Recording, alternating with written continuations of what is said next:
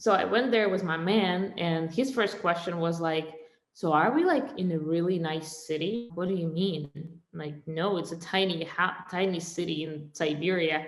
It's like there's no homeless people here. Like, what's going on with that? And I was like, seriously, why is it no homeless people there? So he thought that they were all taken to the gulag and like all that stuff. But I think, yeah, exactly.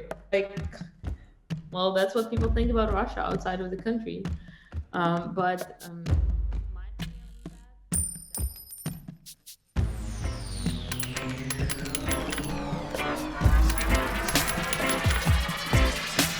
The hate of men will pass, and dictators die, and the power they took from the people will return to the people.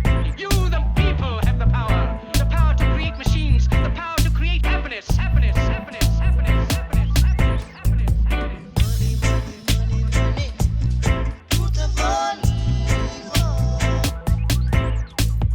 You, the people, have the power to make this life free and beautiful, to make this life a wonderful adventure. Welcome to One Love Bitcoin. I'm your host, Dred, and my goal is to take you on a journey with me all around the world to meet Bitcoiners from every country, and maybe we'll learn a thing or two. This week, we're going to be talking to a very good friend of mine, KatietheRussian.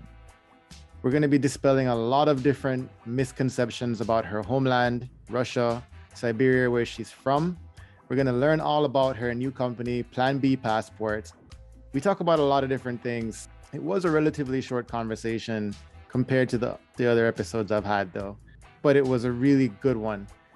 I always love talking to Katie. She is an inspiration. I'm sure some of you went to her unconference, the Underground Citadel, that she hosts every year at Bitcoin 2021, 2022. And it was such a good experience going there. If you haven't gone, you should definitely check it out. I don't speak Russian, but I learned a little bit from her, and I learned a lot about her culture and the misconceptions that we have. Yeah, so I really hope you enjoy this conversation that we had. And my faucet this time will be russia.onelovebitcoin.com. And if you have a Lightning wallet, you know the drill. And my favorite thing this week is going to be PlanBPassport. I mean, I might as well talk about it since I'm going to be talking to the CEO right now. And if you don't realize what PlanBPassport is yet, you should definitely take a look. I mean, you can have citizenship in some of the most beautiful places in the Caribbean and around the world. St. Kitts and Nevis, Antigua and Barbuda, Portugal, St. Lucia. I mean, these are places that you just want to go because it looks like heaven there. So imagine having a citizenship there. And she takes care of everything from soup to nuts. If you give PlanBPassport a call, they will let you know exactly what your options are, exactly how long it would take, exactly what you need to I mean, it's white glove service. And I don't think I know anyone else in the world that's doing this right now, specifically for Bitcoiners. So if you're interested in expanding your citizenship options and practicing some flag theory like a sovereign individual, you should definitely check out PlanBPassport. All right, in the US, you can buy Bitcoin for super cheap on swanbitcoin.com. And if you're not in the US, hit me up. P2P is the best way to go. All right, enough of that. Hope you Fulljoy this one. One love.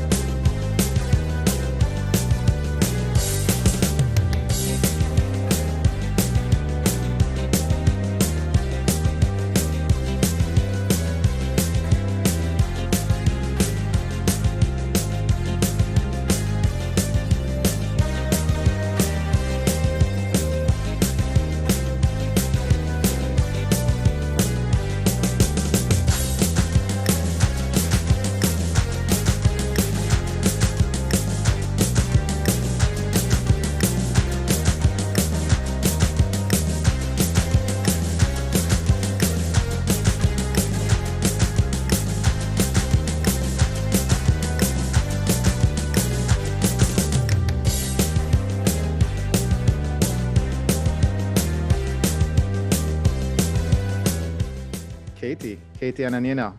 Privet. Welcome Привет, to One привет. Love Bitcoin. It's Privet, I think. I always say that wrong. I'm glad to have you here. Me and you have been friends for a long time, and I'm finally having you on the show. So welcome. Good to see you again. Let me see if I can say that in Russian. Я счастлив видеть тебя. Dude, that's really good. That's amazing. Super cool. As I was thinking about this podcast this morning, I was like, usually I'm watching my mouth when I'm doing podcasts, like kind of when you talk to cops, when you talk to public figures, etc. And here I was like, damn, how am I going to watch my mouth? I'm talking to a friend. Like, I better be careful. Well, don't you worry. Like what we're going to be talking about here is all about love and Bitcoin. That's what my podcast is all about. One Love Bitcoin is literally showing people how good the world is and how good the world can be with Bitcoin as the standard for moral, the standard for truth, and the standard for our best money that's known to man. So with that said, let's tell people all about you. Like, who is Katie the Russian? Where is she from? What's your rabbit hole story? And what do you want people in Russia and around the world to know about you? For sure. So I'm Katie the Russian, as you might have guessed. I was born and raised in Russia. I moved to the US almost 6 years ago. And, all this experiences growing up in a post-Soviet country really kind of set me up for Bitcoin and sovereignty because I just had to find it. My bank accounts would be closed quite a few times by the time I was 20. I've seen hyperinflations in my lifetime, 2 of them, and if you count the one last month, it would be a third one.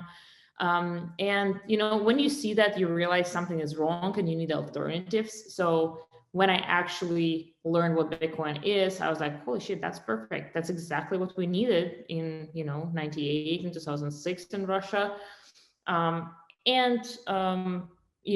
Together with that, I also had experiences such as, like, I couldn't travel to Europe, I would get denied on visas, and I realized how weak my Russian passport is.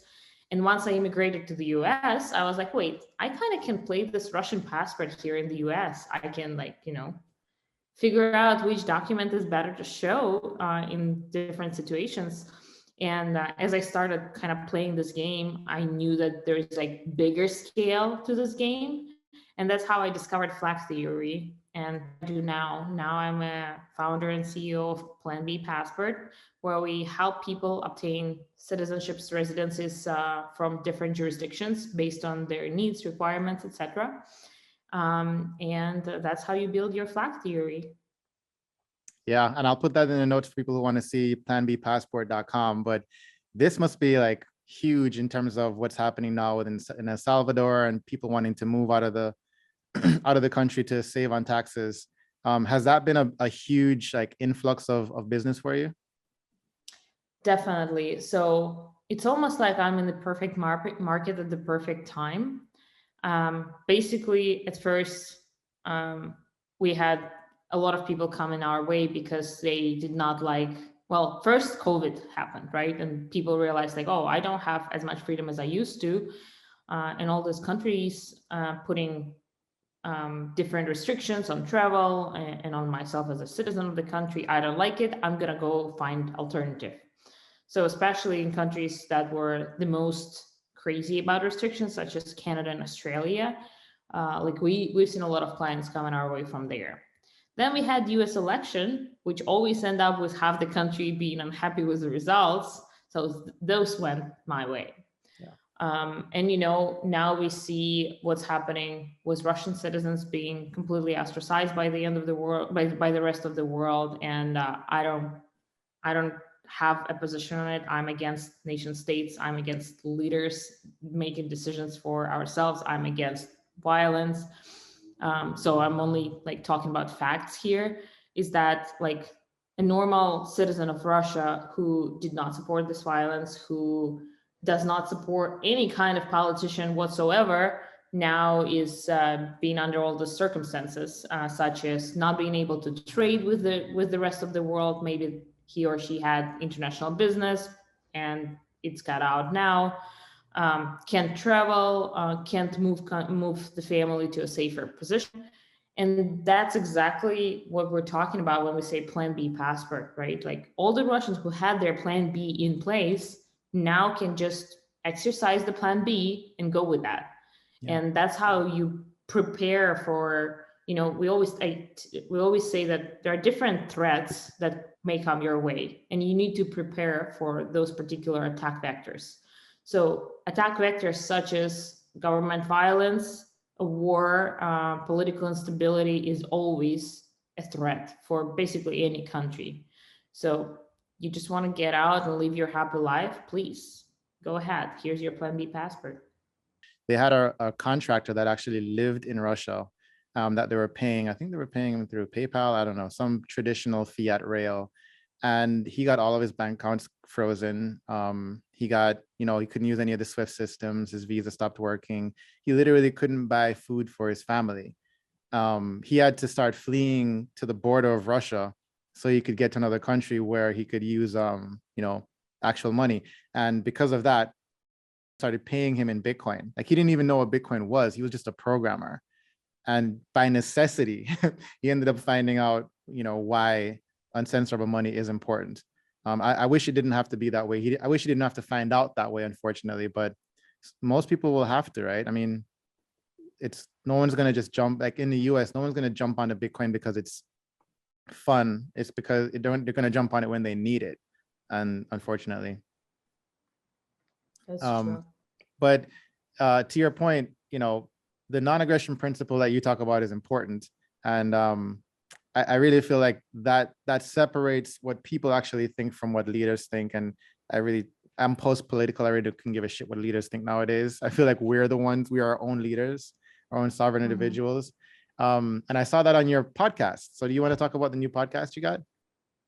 Oh, thank you. I appreciate it. Yeah. So we just started a pod, me and Jessica, who is the CEO of PlanBPassport. We realized that we really like to rant about what we don't like in the world. We really like to imagine the beautiful things that we can have in the world. And we don't want to talk just about passports whatsoever. So we even kind of separated the podcast from the company. It's called the Bittersweet Podcast. We kind of played on this bittersweet name because I'm blonde, Jessica's brunette. Also because we talk about, like, we're renting and then we're talking about beautiful things. So it's like bittersweet. And the world itself is pretty bittersweet because we know there are a lot of fucked up things, but it's also magical. Like, have you seen the episode of Non-Aggression Principle? Yeah, I'm like halfway through it. Yeah. Okay, cool. I should probably talk about it a little more because that kind of plays well in my political, quote unquote, opinion in the current world. So at PlanBPassport, we have our kind of Bible called the Sovereign Individual. And in chapter 5, they talk a lot about the end of nation states. So what we see right now is there is a crazy centralization of power in the way of governmental entities making decisions for the rest of the citizens of the country. And you are being played in the game that you're actually choosing your leader, which is like choose between two evils. I don't think that's the game we should play. There is much more options. You can always disassociate with that and live your own life because, honestly, your life barely changes based on who sits in the White House or whatever. Very true. Very true. And then we end up in this position where they have so much power that they can just, go start a war. And we gave them that power. We outsourced our decision making to them. We decided that they know better what's better for our country, and because of that, they're capable of this violent things that's going on in the world. And what I also wanted to talk about, like I mentioned in the podcast, is how they're so good at manipulating our emotions and making us pick a side in this position that even I had to protect myself and like kind of work through this whole emotional trauma that they're pushing on us and make sure that I'm not taking position. I'm not letting people think that I took a position, I took a side, because I don't. I'm against this violence. I'm against nation state. I'm against government as an existing thing whatsoever. But they play our emotions. They really like to play on things like fear, anger, and sadness. And what I mentioned in the podcast, that this Hartman triangle, which is like the triangle that you can apply on any toxic relationship. Because if there is a fight going on, if there's a disagreement that is not, we both like this disagreement and we're just trying to find the truth. If it's emotional disagreement, try to check on yourself and see where you stand on this toxic triangle of Hartman. So this toxic triangle considers three roles. It is a rescuer or savior, somebody who's like, oh my God, I need to help. I need to save this person, no matter what it costs from me, for my energy. The second one is aggressor, where you fall into like, this is your fault, you're fucked up, I'm right, you're wrong. This is the aggressor. And the third one would be a, so poor me, you did it to me. People need to feel sorry for me. And that's like basically every drama movie is built on this Hartman triangle. Yeah. Any manipulation that government push on us is built on this Hartman triangle. And now check out what we had in the world lately. We had a deadly disease going on. We're all in fear. We have a spike of fear, so emotional. Then half of the world thinks that vaccine is good, half the world thinks that vaccine is terrible. We have so much aggression going on. We are all angry at each other. Yeah. And now we have a nation being attacked and we're all feeling bad for them because, I mean, obviously people are dying and it should be the case. So we all feel sad and it's huge emotion too. So like they're playing with our emotions like that and making like, I also mentioned on a podcast, like they did not ask you if you want to be part of it. They're pushing it on you from all media outlets, all magazines, all relationship. And even when you try to kind of disassociate, like that's my position, I'm disassociating, I'm not part of this stupid game. You can keep it for yourself, but it's hard because you go on the street, you're trying to buy a coffee from a lady and she asks you, where's your mask? What's going on with you? And you're like, yo, I'm like, I don't have the position. I'm not, like, I'm disassociating. I'm not part of this. But you can't because she's already pushing her opinion on you and trying to put you in one of the position scenario. You would be the aggressor because you don't wear the mask. Or, like my neighbors have a Ukrainian flag on. And if I don't have one, means I'm pro-Putin, which is nearly not true. But because I didn't take their position, I'm the wrong one. Yep. And they keep pushing this opinions on you. It's really fucking hard to disassociate. Like you gotta work through that every damn time and make sure that you're mentally stable, that you understand, you see the picture. And it's hard to see, especially when you're in the inside of the triangle, you can see that. So yeah, I'm trying to stay strong and make sure that I'm not part of this game. I don't want to play. Yeah, it's like that mass psychosis principle that a lot of people have been talking about online. This seems to be the method they use to get mass psychosis to work, to get people all to herd into one direction, right? I support the current thing. To your point, I avoid the current thing, just like they support the current thing. So, there's only one thing that's important to me right now, and it's my freedom. A couple more things about Russia before we move on to the beautiful stuff about Russia. The ruble. I've been hearing a lot of different things about it. What are your thoughts on if they're going to peg it to gold, if it's going to actually become like, a replacement for oil contracts? Do you know anything about that, or is it just kind of all rumors? Well, we've seen how ruble lost 50% of its value in a matter of a week, and now won a lot of it back, which I'm pretty impressed. Honestly, I didn't think that could happen. It's really interesting to watch. So basically, most of the Western world ostracized Russia, right? So they're like, we're not going to deal with you. We're going to get all our products out of your country. You're no longer our client on anything. Oh, by the way, we still need your energy. That's kind of was interesting. Like, what did they expect? And your commodities. Yeah, an interesting part about it is we've been on petrodollar for so long now. Like, the reason the dollar could print so much and stay kind of the strong currency because all the international trades were going on in that. And now they, in a way, shoot themselves in the knee, right? Mm-hmm. They were like, you can't trade with us anymore. Well, okay, I'm going to start trading in rupees and rubles. So this week, India and Russia are making their first energy trade, commodity trade in pair of Rupee ruble ruble. and rupee. And that's probably one of the reasons why ruble started picking up back. And maybe some other countries will realize, yo, we don't have to use dollar. Even not somebody who trades with Russia, like, I don't know, Mexico, Venezuela, or something like that. Mm-hmm. Maybe they will start trading in their national currencies. That's interesting to see. Yeah. But Yeah. again, geopolitical game that is like, you shouldn't have money that is affected by the place where you're at, like by geopolitical game. You can have a borderless money that are printed with the same schedule, printed quote unquote, Mm-hmm. on the same schedule that is predictable, that you know all the rules. You don't have to guess and navigate this whole political bullshit in order to make sure your wealth is still your wealth. I hope that eventually people will see that one by one, because it has to be an individual realization. Like there's not going to be any media or any marketing that's going to make people see this.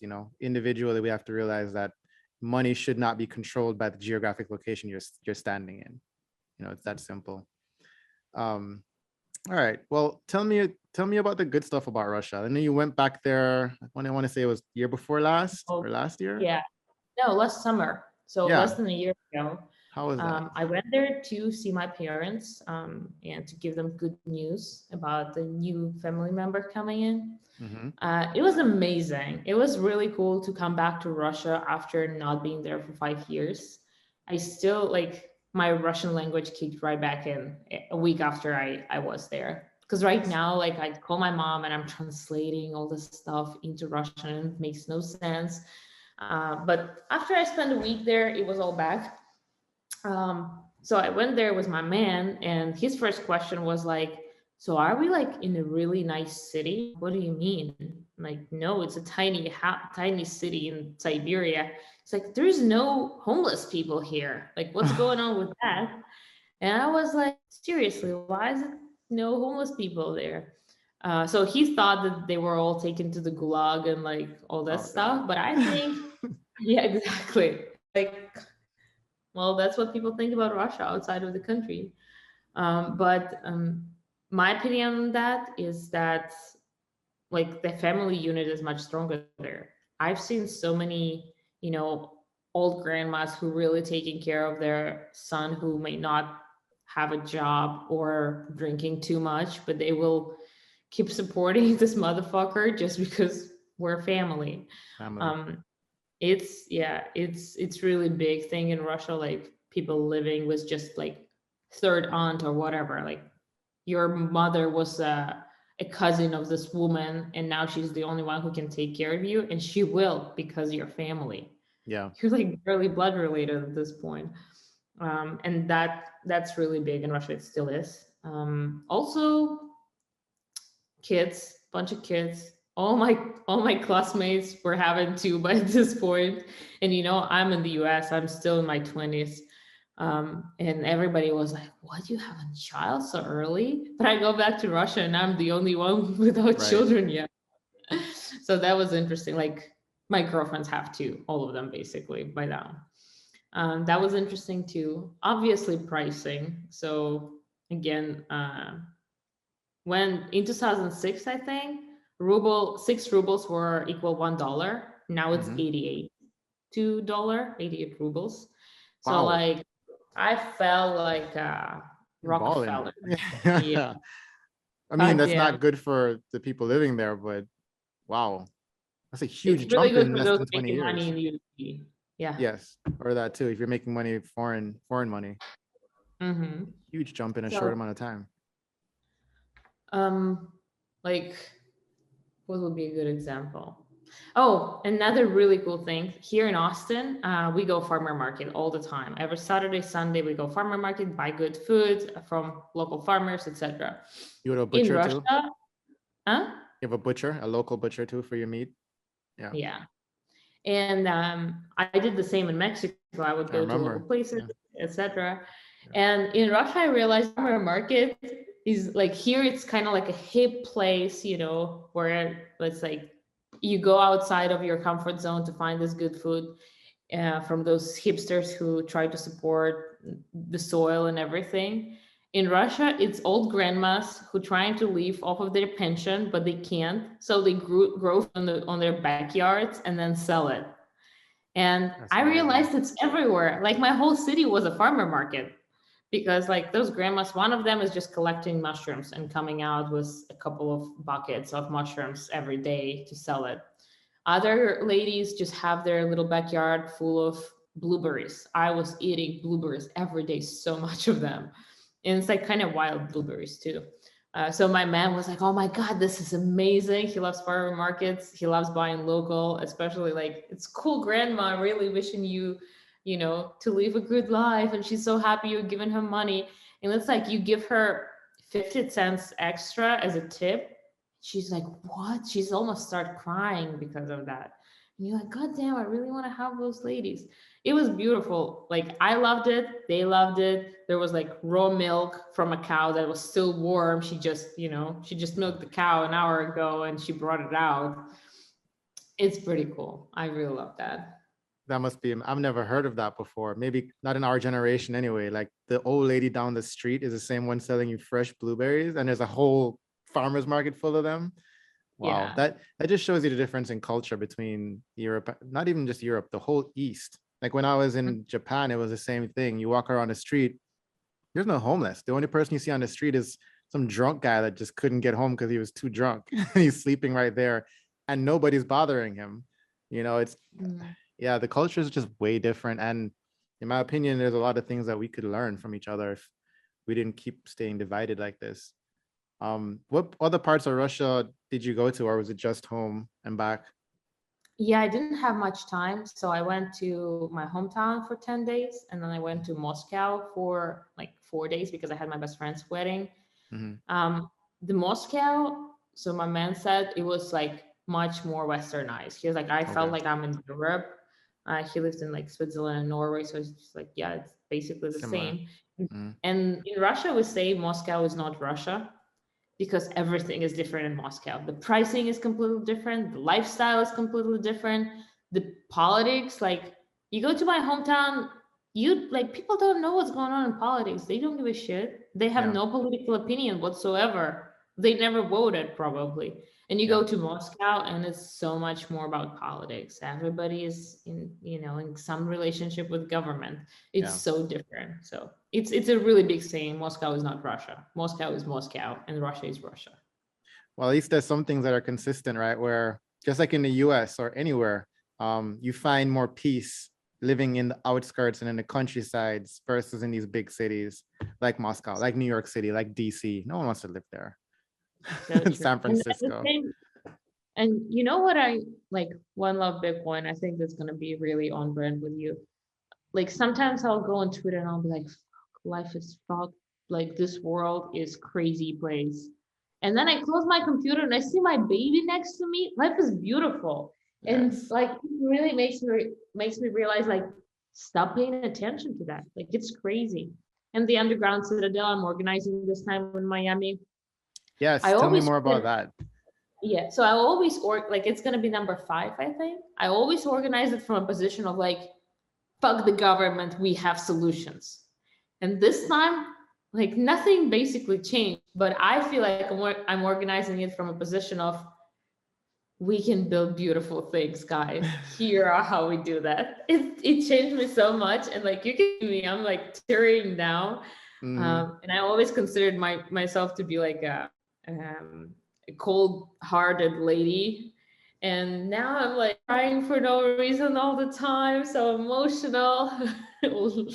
Yeah, so I think I'm gonna try to spread this idea in this underground citadel and be like, yo, this is how we make things good. It's not about what bad things are out there, it's about how we want good.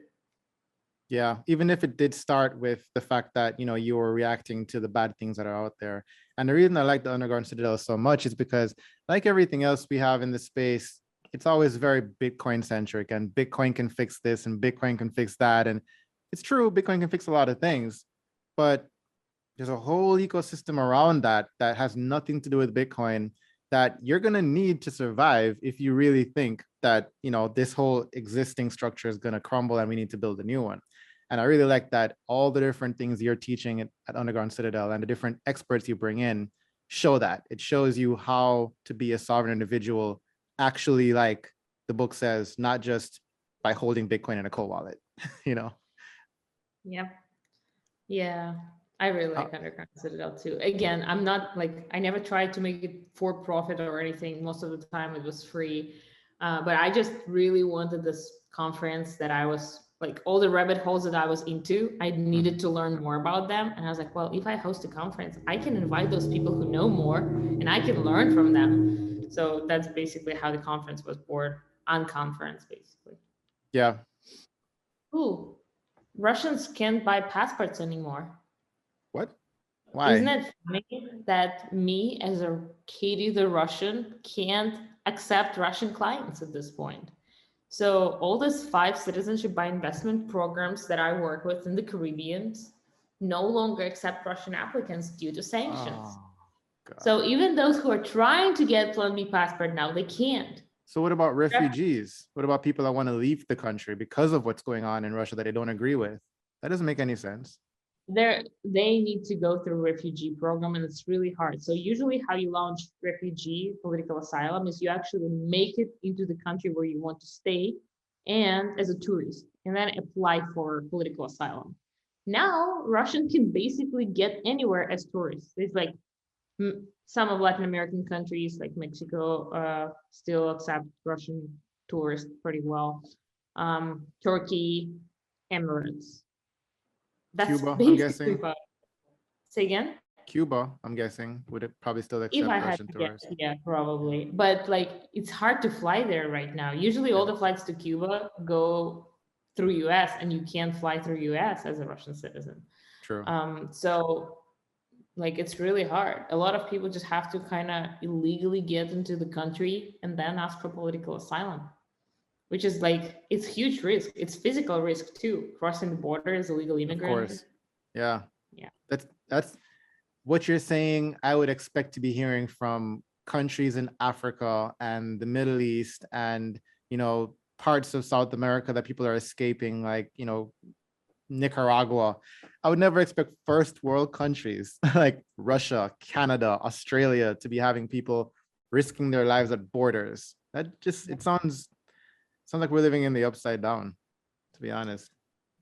Another fun fact. So I decided to get back into sailing competitively, and I really wanted to participate at US Nationals this year. I kind of put together a team. So I needed to go through a qualifier, which is like kind of state level competition. I needed to do well on them, and then I would apply for US Nationals and I would be accepted. So I submit my application. The conflict between Russia and Ukraine starts. And I receive a response asking me a bunch of questions about my origin and what my current status in the US is. And guess what? They denied me due to my originality. Of course. Yeah. And the funniest thing is, I got my green card in the US as a professional sailor so I can compete for United States. Yeah. And now they won't let me compete. Yeah. Makes no sense. The same country who granted me green card now won't let me sail.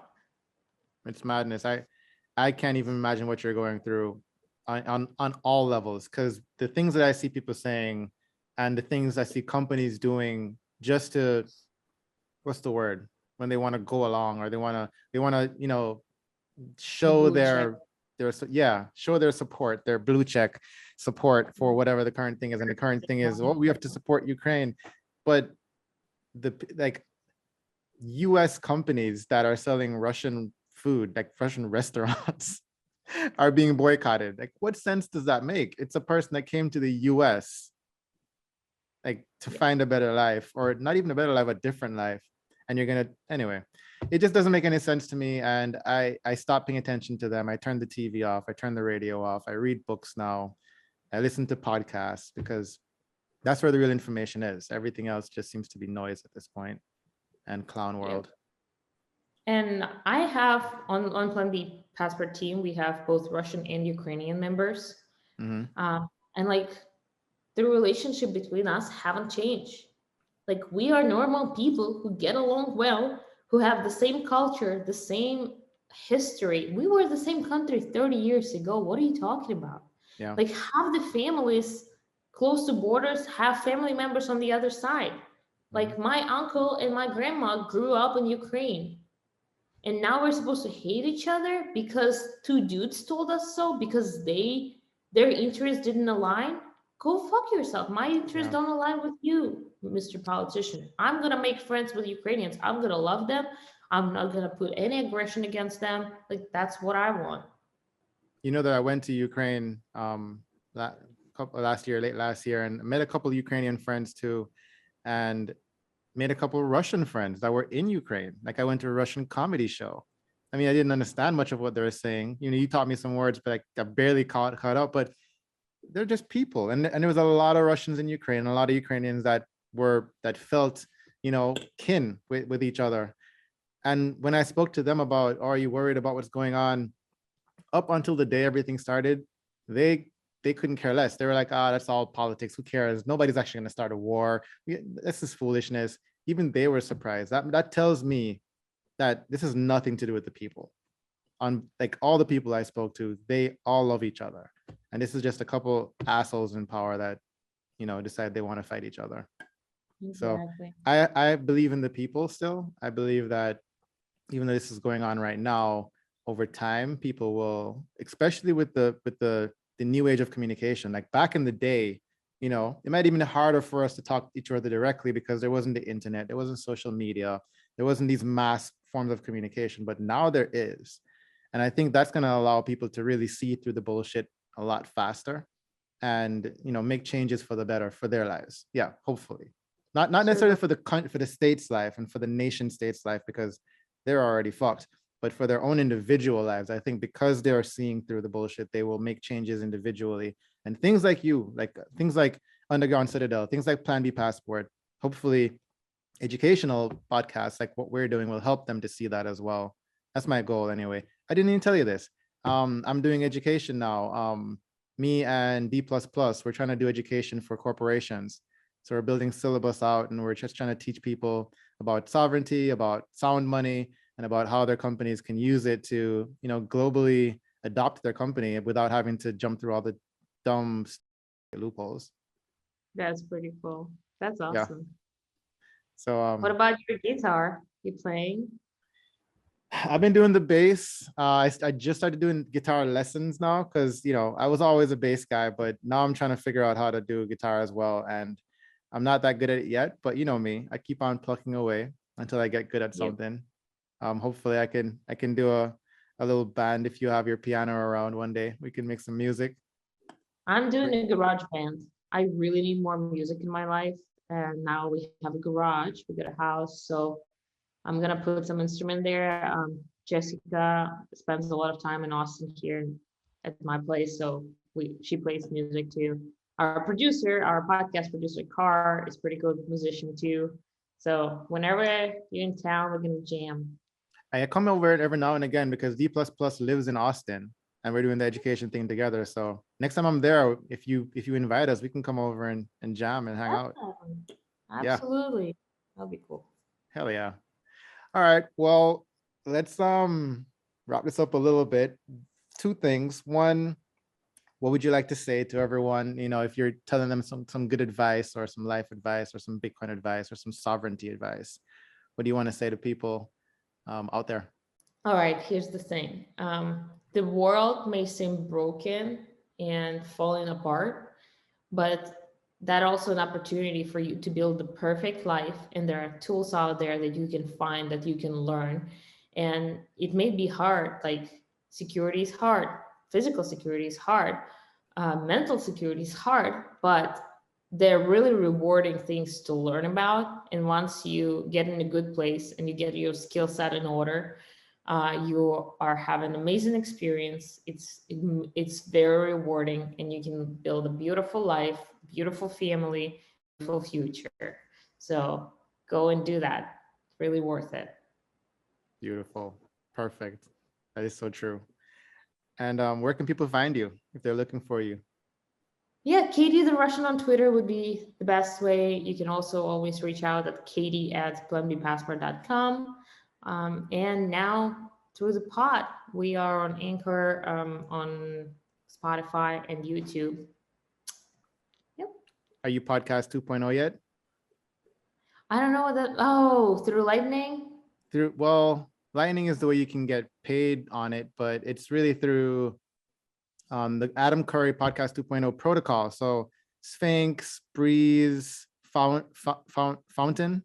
There's a bunch of them now that you can just download, and it's the same RSS feed, the same one you're using for Apple and Spotify. You can put it on there, and it'll just put them all on those apps for free. That's pretty cool. I'll do that. I'll get on Sphinx. I also talked to Matt. We're gonna get on Bitcoin TV too. That would be cool.